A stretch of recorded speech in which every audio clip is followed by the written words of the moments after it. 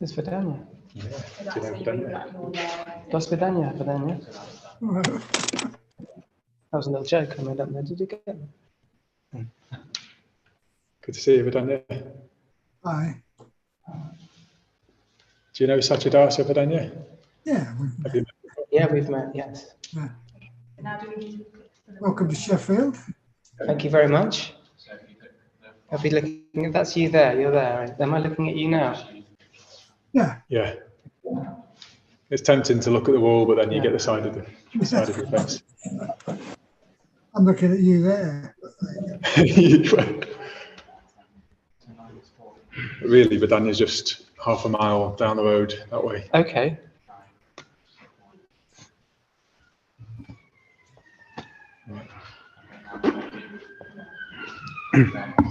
What I'll probably do is I'll need them to stand there and I'm introducing it. Yeah, okay.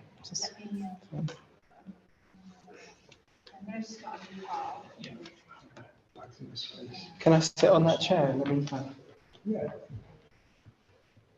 Could you get the lights? Oh, yeah, it's done well. Yeah. So normally, if there were many images, you do that before having these set up.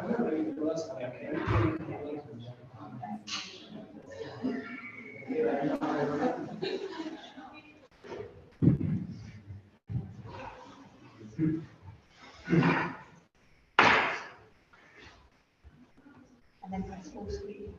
That's right.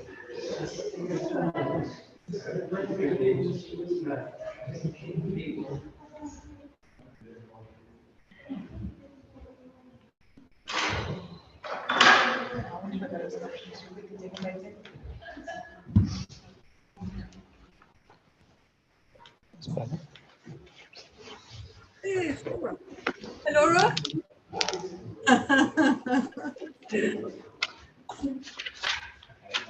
Press Alt Tab and scroll back to you. So hold down Alt and then press Tab until you get to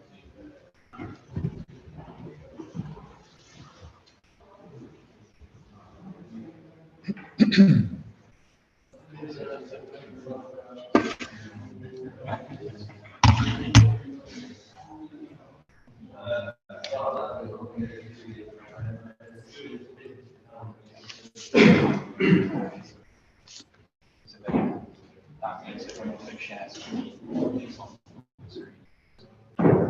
Yeah, there is another. Can I do a quick?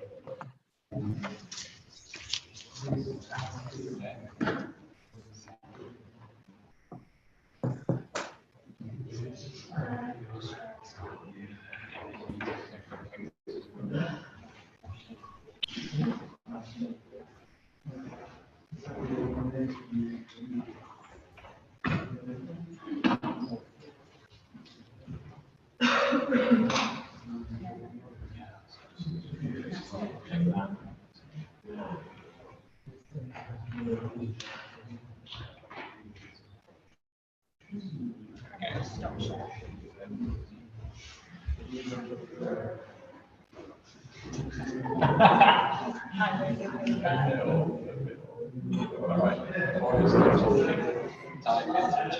Oh, for fuck's sake, come on.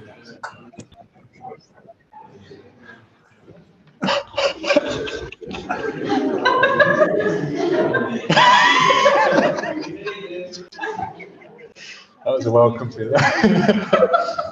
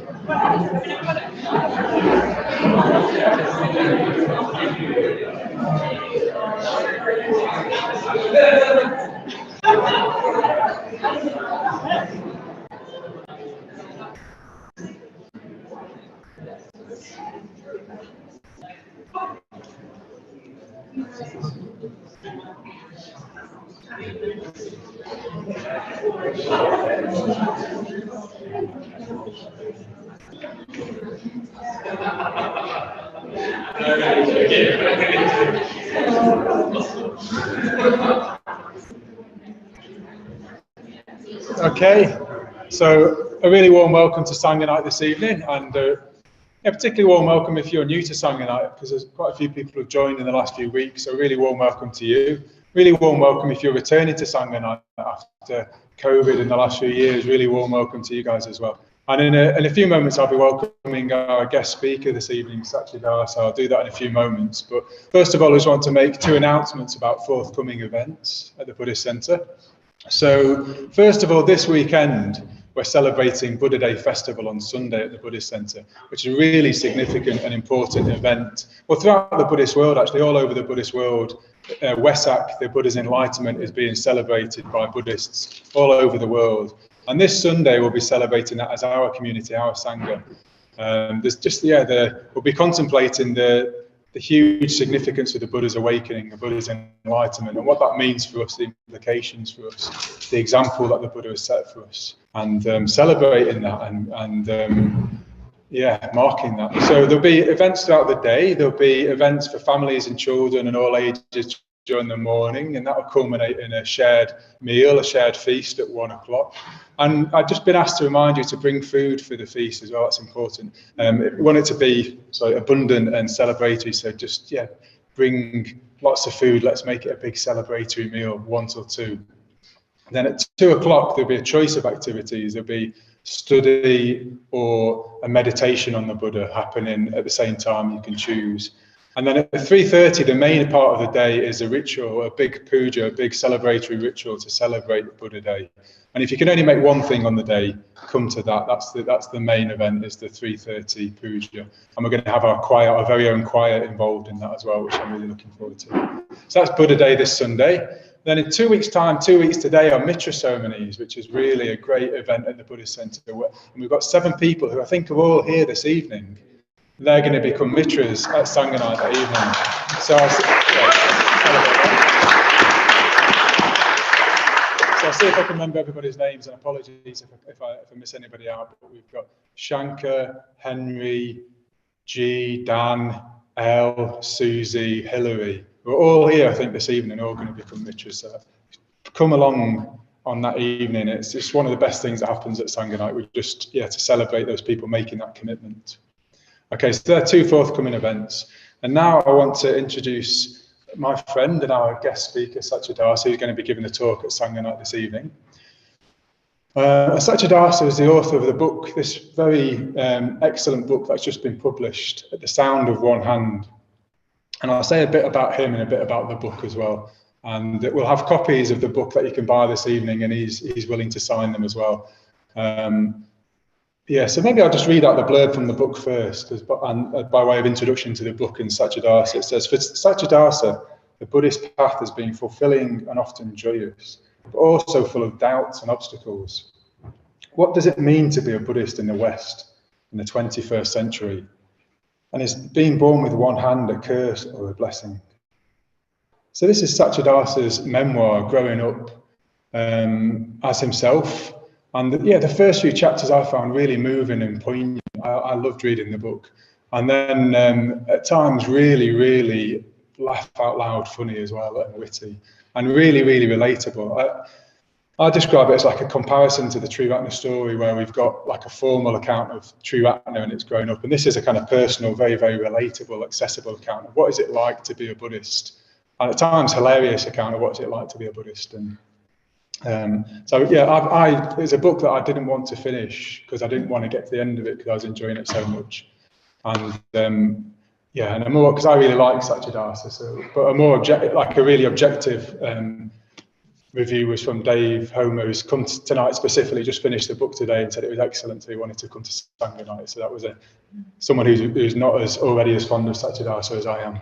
And Satchidasa and I were ordained together in 2011, so that's when I first really got to know Satchidasa, when he became Satchidasa, and we got to know each other then. And so Maitridasa and I and Satchidasa were all on that same course together. And just became very, very fond of him. Particularly during the second part of the course, so it was like second 2 months of the course, we just hung out a lot together and had a lot of fun.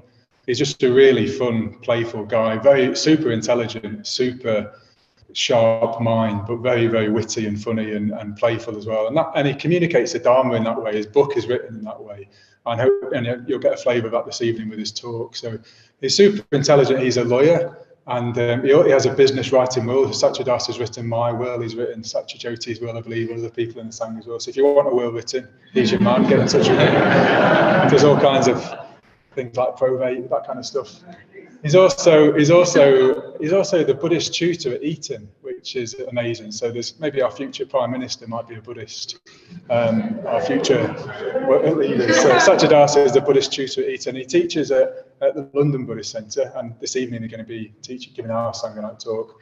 And there's lots more I could say, but I want to give him time to talk as well. So let's give a warm welcome to Satchidasa.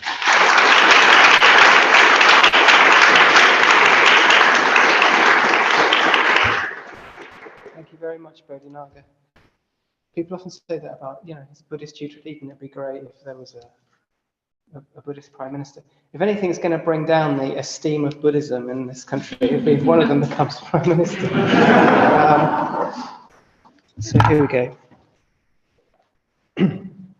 Yeah, it's fantastic to be here. Thank you very much for inviting me. Really overjoyed to be here. I have lived in Sheffield twice in my life for brief, very happy periods, but for 6-9 months twice. Once in 1997 and once in 2003, both of which I just have these beautiful memories. It's like idyllic happiness. It's not all my life isn't coloured in that way, but I had these 2 periods, and I remember. So I was living in Nether Edge, and I'd cycle. I just started to come to just started to go on retreats and things, and I'd drive up, cycle up Broom Hill to what was then the Buddhist Centre. And I just wanted to reflect on that just to begin with, because that was in the back of a hairdresser's shop somewhere in Broom Hill, and it was wonderful. Moga Vamsa was there, who's at the back, and Archara before he was Archara, and Susiddhi, and somebody called Kalyana, a woman, I can't remember her name, but there was these people who were holding this culture. What I'm going to be talking about this evening is culture, actually, in various ways. But they were holding that culture in the back of a hairdresser's shop. And one of the highlights of my week was going there, and it was the meditation. The meditation was really good, but before the meditation, we were chanting the Tiratna Vandana. And the magic that I felt in that hairdresser's shop, humble hairdresser's shop, just chanting together in Pali, That was before I knew what any of the words meant. It was something about that, and something about the mystery of what was being communicated in this very humble setting. And sometimes, and I mentioned this in my book, that you would hear the Sheffield Wednesday would score during the T. Ratnavandana. That was a peak experience, because you'd hear this roar coming up from below. It is Wednesday, isn't it? It's not United. I haven't made a mistake. I don't know. But basically, there would be a roar, and sometimes there were things would coincide. And you know, anyway, so I'm going to come back to that image at some point, maybe. So we're talking. This series is about. Hello, everybody on Zoom as well. Hello, hello. So we're talking. This series is about the wheel of life, and an image of that should be appearing soon. And the wheel of life is it's a way of reflecting. It's a tool. There's so much in it. This is a rich tool for reflecting on both our lives as we find life, and in a more aspirational sense. So it's in a way, to give it an overview. It's a vision of what they call conditioned existence, but it also contains within it the seeds of how to grow, how to evolve within this life that we find. And one way of putting that is the conditioned in pursuit of the unconditioned. That's a very grand way of talking about the whole spiritual path, is that we are creatures who are all the time, things are arising in dependence upon conditions. This great vision of this happening in so many levels of an unfathomable complexity. And the Buddha, this wheel of life shows how our actions, and particularly our skillful actions and our unskillful actions, can cause us to fall out into various patterns, various states of being. And it also shows these Buddha figures that you can see prominently in each realm. And there are various pointers to something that is taking us beyond that conditioned realm.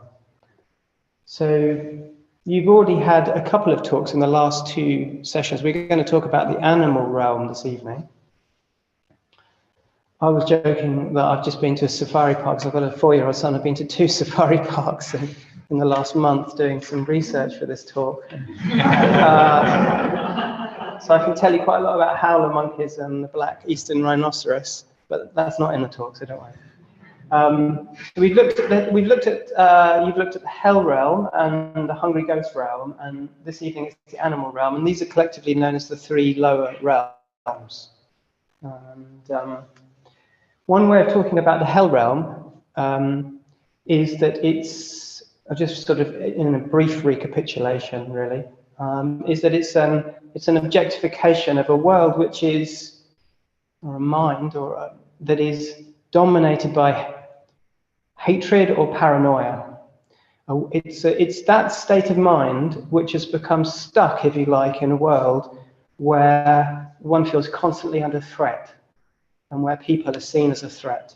So when there's always some trouble that you're getting into, then we can talk about whether these realms are objective or merely psychological. That's one sort of debate. But in a kind of felt sense, the felt sense of a hell realm, or any of the hungry ghost realm, and indeed the lower realm, the actual sense of it is that you're completely stuck in it. There is no easy way out of it. It has the characteristic, if you like, of being eternal. As I talk about hell, as you can't get out of hell. But the quality that's being alluded to there is that there's no easy way out. And that is surely part of suffering. If we're in a state of suffering and we know it's going to be over by, like if this talk went on forever, you'd be enjoying it a lot less right now. But you know it's going to end. Okay? So, I did an example of this sort of thing, and it gets us into this idea of realms. And there's quite a few people who are, and it also includes, so I'll just say the hungry ghost realm, which I believe, looked at last week, is the objectification not of hatred, which is one of the root poisons in the center of the will, but of craving, or the sense of inner lack, sense of never nothing ever really, nothing ever being enjoyable, actually.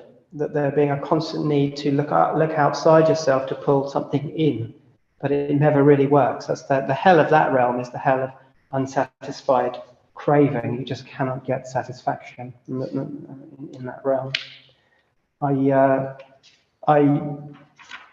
Couple of Christmases ago, my mother had died the year before, and we didn't want to do a family Christmas, so my wife and I decided to help at shelter. And we went to shelter, and I saw quite a few of the people who actually live. I live in Bethnal Green in East London. I live on an alley, and there's quite a few folk who drift up and down the alley a lot. And you can hear them because we live right next to the alley, and you can hear that they're always in a state of very often having a massive argument about something, and they're always sort of getting into minor conflicts, even amongst themselves or with other people. And they seem like they're stuck in that realm. And then we go to this, and they turned up at this shelter Christmas thing where just for 2 days, these people are all welcomed in, fed, given proper clothes, entertainment, and they're met by people. And I was really struck by just one thing that happened there. There was a man, I don't think he was actually homeless, but he could come along anyway, but you don't have to be homeless actually to go there, but he was getting a haircut. And it was a very powerful experience for everybody, because he was getting a proper haircut from a hairdresser who turned up to give their skills, and she was cutting his hair, giving him a head massage, and over the course of that haircut, you could see his humanity coming back. And of course, that was a perception. Of course, he was a human before he got the haircut, but it was like everybody, like there was only a few of us in the room, a few of the other hairdressers, but you could see the effect of just having a haircut. And that was the most tragic thing that I saw, in a way, because I realized it was just for a moment that he was entering a different kind of realm where people were going to relate to him a bit differently. He was actually tasting what it was like to be in human community, and then he was going to have to go back into whatever he was into before, because it's very hard to get out of these kind of states when they're really dug in. And I think that's what, we can talk about hells and hungry ghosts realms as being objective places, and I don't know about that, and I'm sure there's plenty of hell and there's plenty of hungry ghosts right here on earth, much more extreme than the one I've described as well. So that's a bit about those. So tonight we're going to look at the animal realm, which is the objectification of the third poison, really, which is ignorance. Okay, so the three lower realms are really where you've got stuck in greed, hatred, and ignorance. The animal realm symbolizes in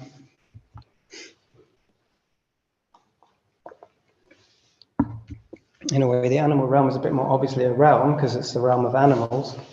But on our level, it's not a realm. So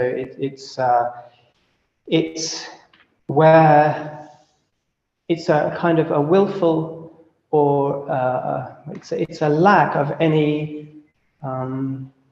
search for or engagement with or interest in any kind of search for meaning, for value in life that is other than the kinds of satisfactions that an animal and we all naturally have to find within our lives. So satisfying our physical needs, our what they call, the requisites, don't they, within the monastic tradition. They're really food, shelter, a bit of medicine to keep you going, that kind of thing. So we need, there's various things that we need.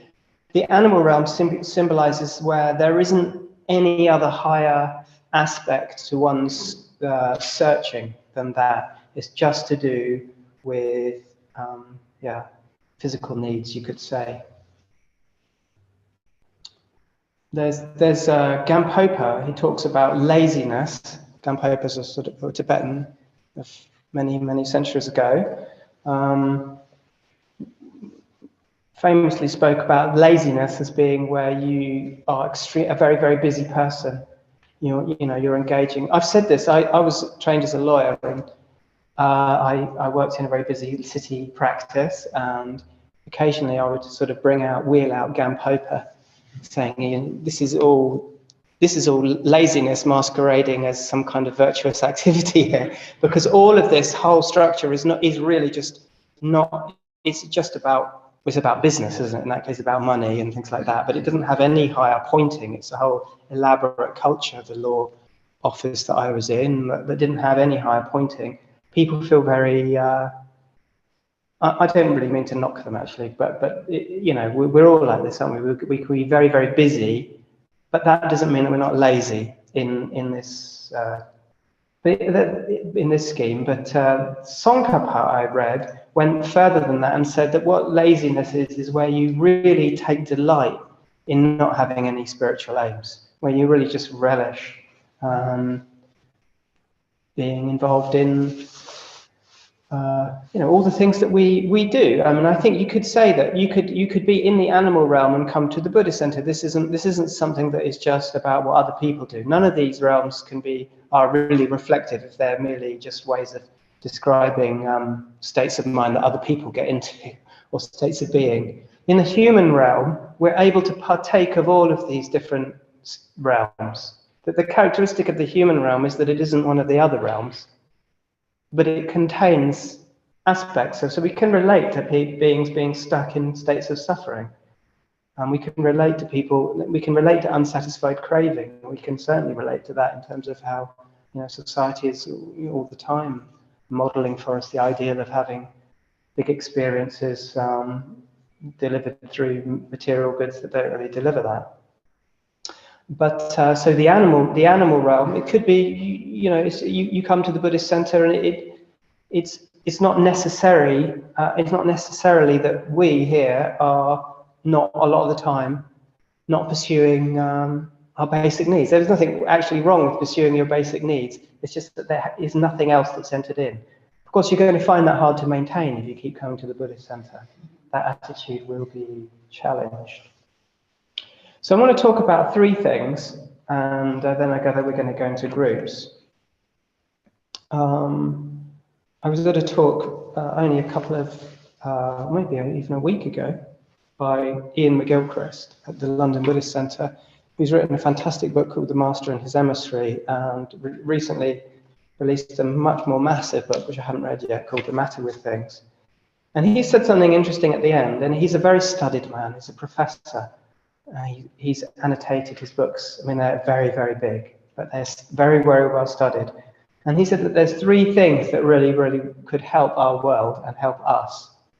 And they all relate to culture. And he said one is contact with nature. The second one is being involved in a community which has some higher spiritual orientation. And the third one is having a disposition towards what he called the divine. So I want to explore, what would a helpful culture look like? So why am I talking about culture? I should say that. In the realms, the Buddha appears, making various offerings, and in the animal realm, what the Buddha offers is a book. So he's not offering, taking that literally, a book to an animal wouldn't do much good with it. It's a metaphor. So he's offering culture. And you could probably read that in terms of culture in its broadest sense, learning, book learning, but more widely than that, culture, the way that cultures can uphold and disseminate and value, and also Dharma culture. So all of that could be indicated by this book, because this is what. So what I want to look at is, what would a helpful culture look like? What would a helpful culture look like at this time? And I'm going to use those headings. So I think the first thing is that a helpful culture would be one that cherishes contact with nature. My son is just adopted a little boy, and we took him to nursery, so we took him to see the local nursery. And I must say, nurseries have come on a lot since I was they are absolutely brilliant. And it was a part of the whole school. And we went into the ground floor, which was the nursery, and there's not only is there lots of actual animals there, there's all kinds of foliage, there's beautiful art everywhere. Every single space that you look at is full of natural, lovely objects. All the walls, even I don't know about the ceiling, I didn't even look up, I didn't even need to though. It was a beautiful, sensory, engaged, and you could get dirt. I live in East London, and every spare patch of ground is a forest school now. We don't actually have any forest, but you just need a tiny patch. You can call it a forest school. But, bugs and worms and things. Brilliant, absolutely brilliant. So we then got a tour through the rest of the school. And as you gradually got up to sort of 6-year-olds, 7-year-olds, the sort of foliage went down. There was still some art on the walls. About 8 years old, 9 years old, it's getting a little bit thinner. Things are coming it's a bit more textbooky everywhere you look. Still very nice. But then we got to the last room, which was the computer room. In the computer room, there was nothing apart from computers. There was no decoration. It was like, that was where the whole thing was heading, towards being in a room where you could look at computers. And like the whole rest of your sensory existence sort of has vanished. I don't know why you can't decorate a computer room, but it never seems to happen, does it? And in a way, you could say that's where that's a lot. There's something about, in Sheffield, probably you just running up MAM tour every weekend, aren't you, everyone here? So it's all totally different. This doesn't even make any sense to you. You're thinking, what's this city guy talking about? But, so cherishes contact with nature. So, yeah, what about that? What about contact with nature? How do we do that in our sangha? Of course, one of the things that we do is we go on retreat. Yeah, we go on retreat. So wilderness, wildness, is not just it's something that's beyond utility, isn't it? So we have to have a culture. We need to find a culture that cherishes that aspect. You have beautiful gardens here. It's really amazing to see what you've done around the building here. But why is wilderness so fascinating, so interesting? So we go on a solitary retreat, and one of the things that I've always experienced on solitary retreats is doubt. And certainly when I used to go on solitary retreats, I used to experience a lot of doubt. Some fear, not much fear. I used to wish that I could experience fear. People used to come back from solitary retreats saying I experienced great fear and it was so amazing. They faced their fear.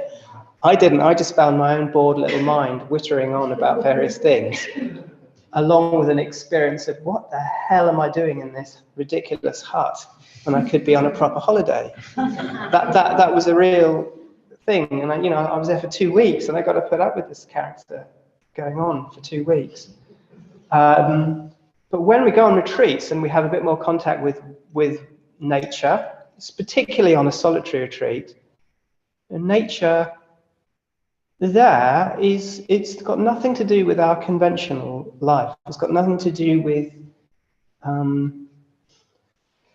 all the ways in which we pedal through life, thinking about this is important, I've got to do this, I'm this kind of person, I live in, these are the things that I value, these are my goals and ambitions and ideas. And you go into nature, and nature's got nothing to do with that, and it takes away a lot of the ground of your ordinary carry on, and that's true of any retreat, but it's particularly true on a solitary retreat. And I particularly felt that it puts you right back into contact with, well, what is there apart from all my ideas and opinions, which I can go through, and if I'm a solitary retreat, I haven't even got anyone to share them with.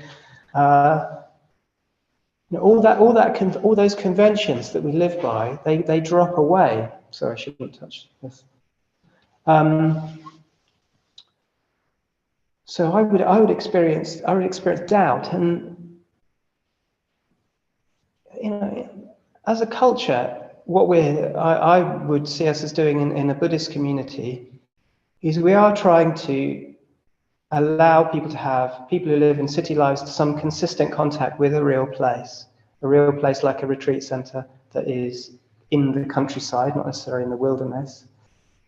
But more than that, we're also trying to encourage a sense of connection to that which lies below all of our kind of materialistic culture, lies below all of our sophisticated world of human endeavor, all the kind of layers of humans creating a world for humans, for the betterment of humans, and making us happy and miserable and whatever, and all the big debates and everything, and all of that can it certainly drives me completely crazy, trying to even understand what's going on in our culture, particularly at the moment.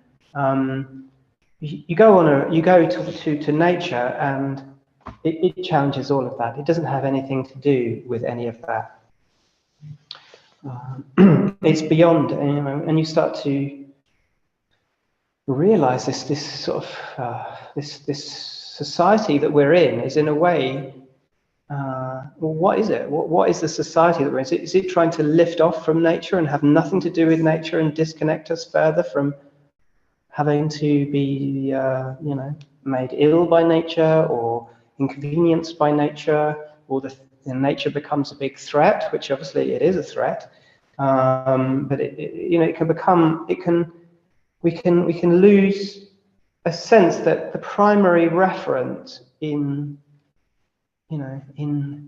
all cultures have had to have some kind of negotiation or relationship to this thing called nature. I'm not going to go in about what nature is exactly. It's a bit of a mystery. But I think in our society, certainly my experience is that we have quite a sense of alienation and disconnection from nature. Maybe this is a subject for discussion. Do you have that sense? One of my early memories of death was my grandfather dying, and I was 18, and I saw his body after he'd died. He had it brought back to the house, and he was a very learned man, and his body was there sitting on his desk amongst all his philosophy tracts and all his poetry and all this great learning that he'd done over his life. And I had this sense of, what is the point? What is the point of all of the things that he's built up in his life, all this intricate learning that he did? Because now he's dead, that's it, it's done. There's nothing else to it. And I do remember feeling quite horrified by the image of death. Of course, death is part of nature, but my view of death was highly conditioned by my cultural outlook. So there he was. He was a dead body. I didn't attribute anything greater than, his body was what he was, and now that his body was manifestly decomposing, that was the end of it. So there, I'm just trying to indicate that there is a way that I was holding, or a way that I was understanding everything, myself, nature, the world, that was conditioning how I viewed death. I remember my grandfather buying burial plots at one point and telling the whole family that he'd bought these burial plots and there was room for all of us in this plot. And I was just horrified by this idea of going down into the ground, and the image of that haunted me quite a lot, and because that was this unimaginable end. Now, what I'm getting at here is that, there's a view there about what life is and what is really going on. So that's surely going to affect the way that we then perceive what the world is and what nature is. So how do we account for this sense of disconnection? How do we account for this sense of not participating in nature? I don't know whether you can relate to this, that we have a built-up sense of self that's somehow been very cut off probably over a very long period of time. And there's probably people who can speak about this much more fluently than me, about how materialistic science has gradually reduced us to matter, and how as the story of the universe in a way has become more vast, incorporating all the kind of scientific understandings, and yet at the same time, we find ourselves in a very narrow place, a very narrow materialistic space. I don't know whether you can see what I'm getting at there. I don't even quite know what I'm getting at, but it's like, are we, what is the cause of this disconnection that we feel from nature? And I think a culture today that would be really useful for people would be one that was trying to build back a sense of participation, firstly and obviously in the natural cycles of life, in the connection to food, the connection to a real place, not just a sort of abstract idea of nature or anything, connections to actual places and involvement in nature in an obvious sense. But more deeply would build back a connection to, well, even you could say, to put it sort of more grandly, nature as a mystery, nature as even a divine presence, nature as something which is utterly ineffable. And we know that, don't we? We know that through listening to, David Attenborough, just walking in your garden, that nature is totally mysterious. It's presenting itself to us when we meditate, when we certainly, for me, the path of meditation has really opened up that sense of, I don't really know what all this is. Clearly, this is not just, this stuff out there. Nature is not just stuff out there. It is me perceiving it, but there is something that is being perceived. And the mysteriousness of nature, the divinity of nature, all these are ways that people have pointed at nature throughout past times. Having a much more alive and sense of nature. This is such an important part of any culture, and I think this is the first thing anyway that the Buddha might be offering, or that I'm suggesting from Ian McGilchrist. It's an obvious thing. The second thing is sangha, or community.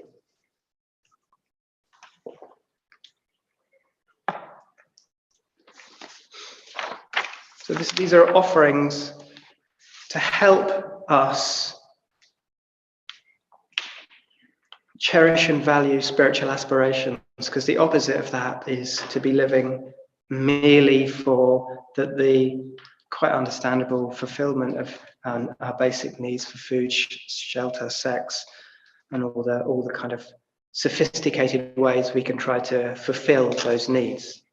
So we need a culture that helps us to reconnect to nature in both obvious ways and ways that open up a sense of the mystery of nature and the wonder of nature, and that allow us to feel that we're really participating in that, and that this goes beyond a very narrow sense of materialism, and even maybe beyond a sense of my life and my death.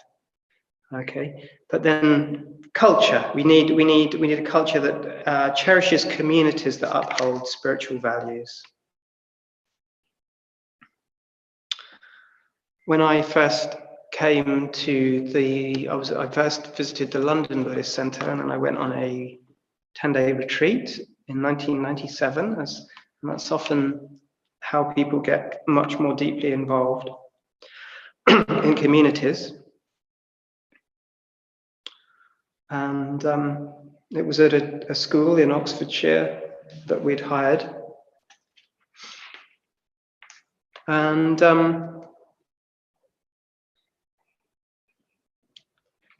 I didn't experience myself as searching for anything at that stage in my life. I experienced myself as being dissatisfied with my life. I was 22 and I had got a law degree, and I didn't want to be a lawyer. I thought everything was pretty rubbish. I thought, I looked at, with that clarity you have sometimes when you're young, I just looked at all the kinds of jobs that people do, and I gamed them out right to the end, and I thought, you're still going to die. It's rubbish, and that was a lack of my own lack of confidence was there as well. It wasn't just that I was, I had that sense of, I can't do all this. I can't, I wasn't very good. And then part of it may have had to do with my disability, and I later in life had to sort of look at how that was affecting me around then as well. I had been on another retreat with Vipassana Trust before that, and I had learned to meditate, and I had learned this amazing facility. You go on these Vipassana retreats, and I don't know if anyone's done one, but it's sort of 10 days, complete silence. You're sitting still, in hour-long patches for probably about 11 one-hour meditations a day, 10 or 11, starting at 4 a.m. And you don't look at anybody else. You just keep your eyes down. Of course, you sneakily start to make impressions of people from the way, their socks are or something. Or you definitely still form impressions of people, can really annoy you even if you don't look at them. And but that was it. It was a very disciplined, it's very sort of, there's part of and when I finished doing that, there wasn't a sangha. There wasn't not much of a sangha that I could find that was part of that community. So I didn't carry on that practice. They were really based around retreats. And I think that I'm not going to say this is what applies to the Vipassana Trust, because I really don't know too much about it as an organization.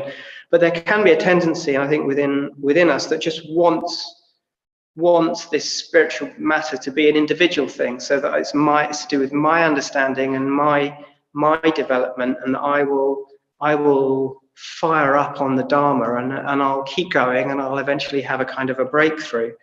But what really changed for me was coming into contact with a sangha, and particularly, the culture of this sangha is really friendship. And I've had that confirmed again and again over all my time in Sri Ratna. This is a very special thing, a very special part of our culture.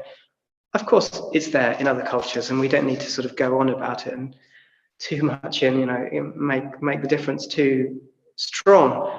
But it was this.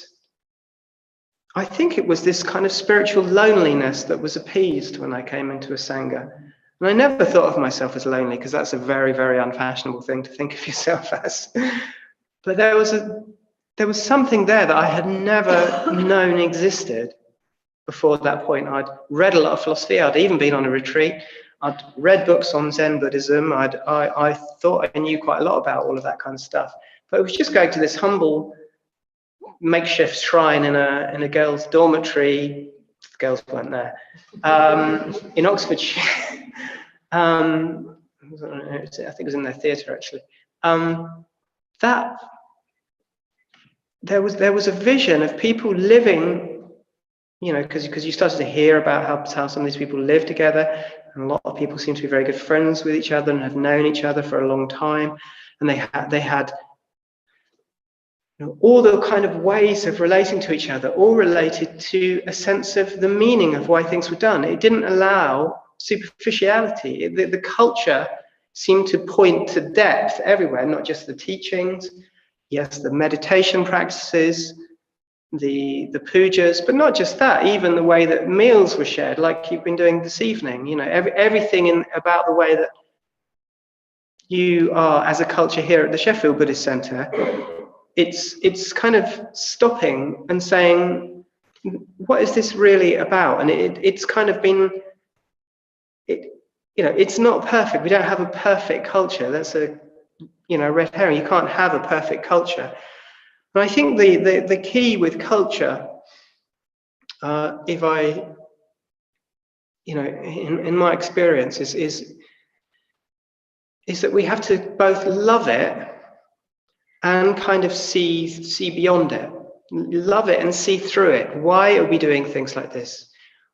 What is this really pointing to? I mean, this is a sort of a question in a way about learning to relate to culture. How can we learn to relate to our cultures as ways of going deeper into this whole endeavor, which is the Dharma? And it's easy to think with cultures that, why do we have to fuss about cultures? Why do we have to getting, because cultures and sanghas are, they're complex things, and they're highly unsatisfactory. Actually, they don't really work. Ultimately speaking, they change. People leave, other people come along. But I mean, it's fantastic for me that the culture of the community has allowed me to be friends with people over decades. It allowed me to see people grow old and die. Even it's allowed me to feel this friendship with people that naturally kind of appeases something in my being, so that I'm not so much chasing after. Like I do chase after things in the animal realm. Let's just be clear about that. I've got a flat. I've got 2 flats, and I've got a 3rd one that I'd like as well. But so I do own things. I do chase after things, and that's just obvious. It shouldn't even need to be said. But the culture that we have, say, around a Buddhist center and a Buddhist community in the broadest sense, not just the center, but all the people, and we have businesses, and then the retreat centers, and the people who live in outlying sort of wilderness areas, still some people like that. The whole culture of Triratna, and within the whole culture of the Buddhist culture, this really holds up a means. It holds up a way. It holds up an opportunity, and it's very precious. It can be. It's a great task to kind of try to hold together the conditions of a spiritual culture that, and once that's established, it naturally tends to create a sense of coming out of the animal realm, coming out of the hell realm, coming out of the hungry ghost realm. It gives us a certain amount of, it gives quite a lot of joy to people. I've seen this again and again. There's joy, there's a simple joy of meditation. Meditation too is, you could say, contact with nature, with your nature, your breath and your body. It's just nature. You just get a simple enjoyment out of that, and then you do it together. So I was there on this retreat in the countryside, and I was with others, and there's something that is quite different when you're meditating with others. There's another whole field of connection that starts to open up. So there's a challenge for us in communities. Firstly, in communities and culture, this culture that you're building here, or in a more general sense, learning to relate to it as a means, learning to love it, but not to treat it in a superficial way, to see that it has a pointing. Of course, one of the fears that comes up very often when you're getting involved in a spiritual culture or a community that has a spiritual ideal is that you're going to be submerged, and that your individual identity is going to be sort of wiped out. And it is a struggle, because that I was speaking to someone at dinner actually, and she was making this point that, in a way, there's a struggle to be your own person in the community and to cooperate with others. Struggle to start to get to know yourself. And that's what it's given me over the years, I find. It's just allowed me to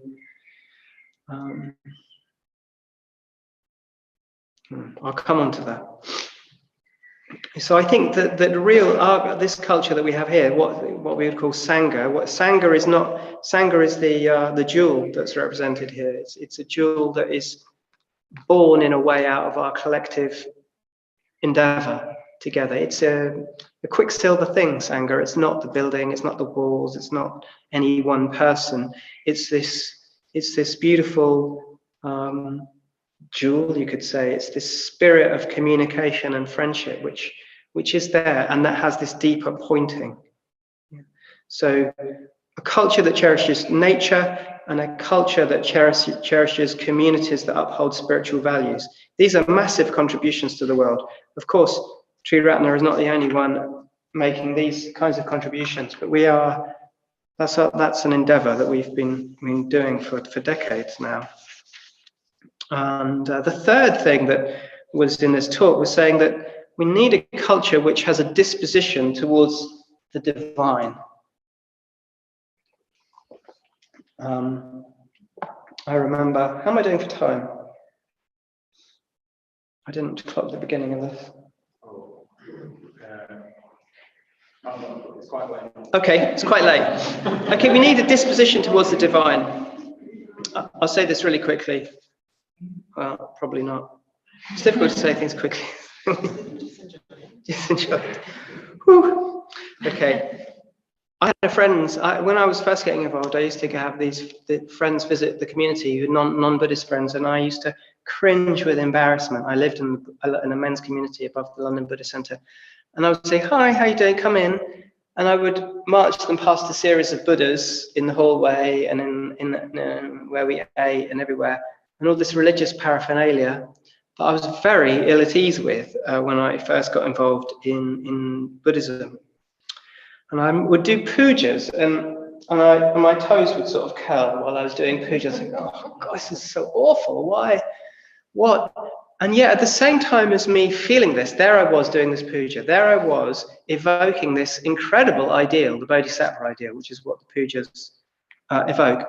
And I thought, oh, I've got to stop curling my toes and finding this excruciating, and try to love it like all these other people seem to have great faith in Tara or the Buddha or some other figure that was on the shrine.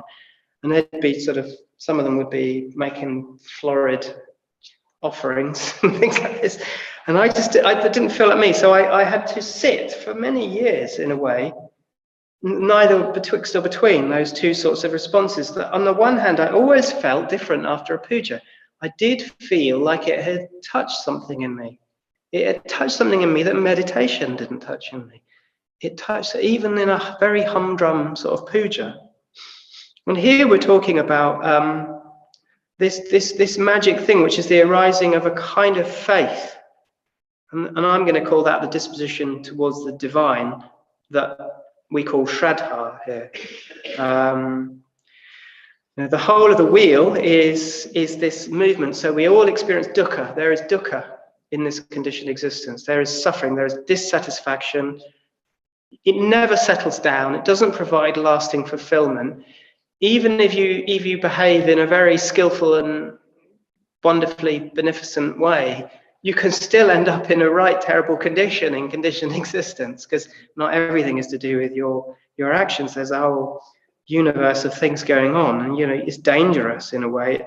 But it's unsatisfactory. That was what the Buddha said. I won't go into that. But there's this movement where from dukkha, as we start to leave the path, leave the wheel, we start to have this intuition that we call Shraddha, this faith that there is something beyond. And going back to Sheffield Wednesday, for me, that chant that was coming up from Sheffield Wednesday somehow chimed in with my feelings for the T-Ratna Vandana. And it was like this, if I really listen underneath the puja, if I really listen to the spirit of what's being communicated here, that's being inflected through the words, through this thing, but through also the people I'm with, I'm really listening to it. It's like a deep underground sort of roar, like if Sheffield Wednesday score.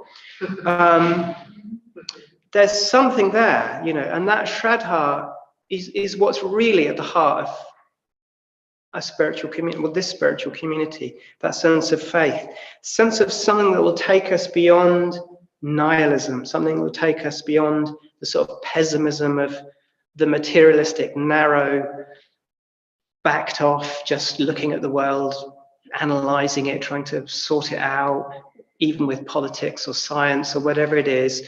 All of those alienating modes, there's something deeper than that really connects us. And if we can really find that within us, that's major. That really is what I've been referring to in a couple of talks recently I was giving as the thread. That is the thread that we're after. There's a lovely poem by William Stafford called The Way It Is, and he says, there is a thread you follow. It goes among things that change, but it doesn't change. You could say that it goes among the conditioned. It's the unconditioned going through the conditioned. There's a thread you follow that goes among things that change, but it doesn't change. You try to tell people about the thread, but you can't really sum it up. You can't pin down this Dharma. You can't really know it. And that's the beautiful thing about Dharma practice, is it certainly landed me in a place where I don't really know. I don't really know. But I know for sure that I am not a nihilist anymore. I know that I started off as a culturally not thought through, when you die, that's it. Oh, crap. I don't want to think about that. It's just absolutely hideously awful. Some people think it's really good, actually, that, there's nothing after death, because that's the end of that. And you can back up. Some people don't have that negative response to that, but I certainly did. And, chiseling away at the nihilism, the pessimism that comes along with that, and the narrowness and the constricted views, it's a massive task, culturally speaking. I mean, we're just chipping away at it in a tiny little way within our communities and within Sri Ratna. We haven't got even to the beginning of that whole question, really. I mean, there's a thread you follow. It goes among things that change, but it doesn't change. You try to tell other people, but you can't. And suffering happens. It says something like, wars happen, people get old and die. You never let go of this thread, And it's just such an important part of our culture, is that it points, it not only is it that can bring good human values into being through our communities, and we can have, sensible ecological ways of living through communities, which is all good. But more crucially, it's about this movement from craving to Shraddha. The response of craving is always within us, always wanting more until we've really cracked it. The conditioned world, we'll always be wanting, we'll always be hating, we'll always be basing our way of being on a kind of unawareness, a kind of lack of spiritual knowledge and depth. And yet also there's this countervailing trend, which is indicated in the path of a kind of burgeoning of faith, a kind of, not obviously in the sense of just mere belief, much more like intuition, much more like imagination, and an opening to something greater. And it's in the pujas, of course, that I found so painful. They were alluding to this thing that was missing from my whole schemata of the universe, which was not much of a schemata, actually. So time is moving on. So rather than say any more, I'll just say that those are the three things that I feel like, our culture, if we were to really offer the world and offer ourselves, would be a culture which encourages greater connection and greater understanding of nature, a culture that cherishes communities, that really look at, really uphold values, and that have this pointing towards the divine. That's it. Thank you.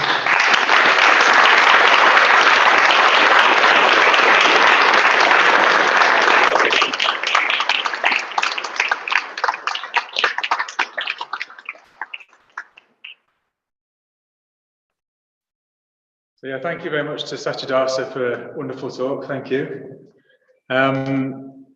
Yeah, and when you said right at the start that the wheel of life is a tool for reflection, what I was struck by at the end is you've obviously reflected a lot about your own mind and your own state and your own life, and that that talk was sharing that with us. Just reflecting what is life for, what is life about, and so a very rich talk. Thank you very much. And yeah, just again a reminder. I love Sajadasa's book. Yeah, as you can tell, it's great. Just him talking about his life in Sri Ratna and his life, and just anyway, being very open as he was there about his doubts and what it's like to be a Buddhist. So he'll be signing copies of his book, and you can buy them in the tea room in the tea break and at the end of the class this evening.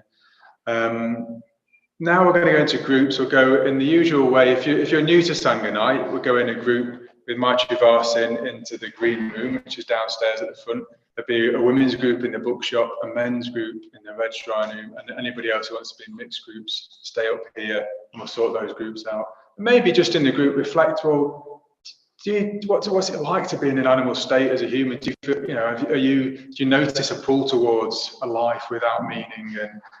And then in what way has culture, or can culture lift us out of that? That would be interesting to talk about in the groups. Okay, so maybe as we're leaving, a round of applause again.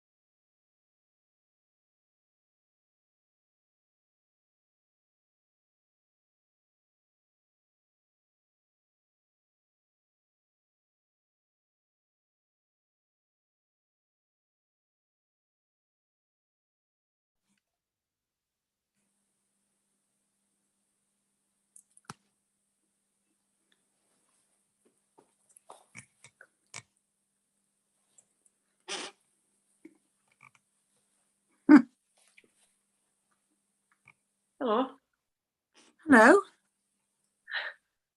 I don't know what we do. Nothing comes on my screen. No. says- Well, is there something bottom right saying join the breakout room? Can you see No, that? no. Right. I did join one, the so-called mixed group, but I stayed there for some minutes and I was the only person there. So Right. I don't quite know what we do. I've not Well, done it. just nothing comes on my screen, and I've been tapping it, you know, to see if that would make something happen, but it hasn't. Well, I guess if we're the only 3 people here, basically, we could just make that a group. Well, Yeah. I'm just going to put it into gallery view so that it just makes a bit more sense. Yeah, because it thinks there's 5 of us, but it doesn't realise that there's only 3 real people. No. I've lost you all. Oh dear. Oh, right. Can you hear us? Yeah, I've just got a picture of the. Hey, folks, do you want me to put you in a group? Shall I say yes? Yeah, go on. Yeah, yes, yeah. Yeah. And we'll probably have a few more people. Yeah. That's it. Excellent. Okay.